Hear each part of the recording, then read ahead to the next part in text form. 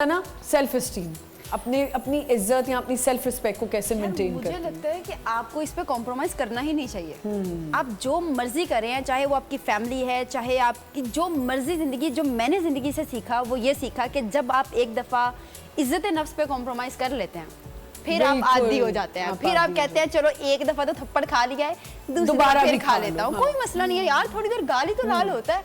तो मुझे लगता है कि आपको यहाँ पे इस पॉइंट पे आपको प्रायोरिटी रखनी चाहिए कि मैंने इज्जत नफ्स पे कॉम्प्रोमाइज नहीं करना है। चाहे कुछ भी छूट रहा है तो छोड़ जाने दो यार, कुछ नहीं, किसी के चले जाने से कुछ नहीं हो जाएगा, कुछ भी हो जाए कुछ नहीं होता यार, सब नॉर्मल रहता है।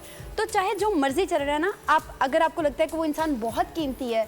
अब जब हम बच्चे थे तो हमारे पेरेंट्स हमें किसी के भी सामने चुप हमने तो बड़ी से, तो हमें लगता था कि पेरेंट्स हैं यार, कोई नहीं।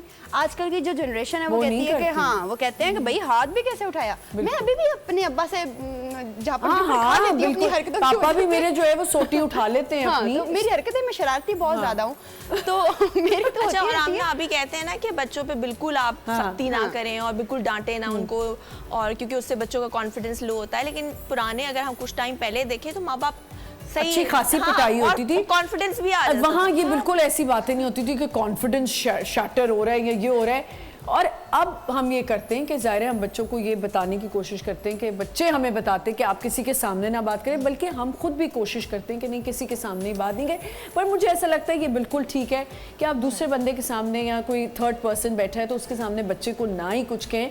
हम तो फिर शायद थोड़ा सा कर लेते थे, लेकिन वो चीज़ें रह जाती हैं, आपके चाइल्डहुड ट्रॉमास आपके साथ रहते हैं ज़िंदगी भर और वो कंटिन्यू होते हैं। तो कोशिश करें कि बच्चे को किसी के सामने ना कहें, लेकिन अगर बच्चा बिल्कुल ही आबे से बाहर हुआ है ना तो फिर तो उसको कहें यार। इस चक्कर में कि कुछ ना कहें, आजकल के बच्चे बहुत अजीबोगरीब किस्म के हैं, यकीन करेंगे, मतलब ना कहें बच्चे आपके खिलाफ हो जाएंगे।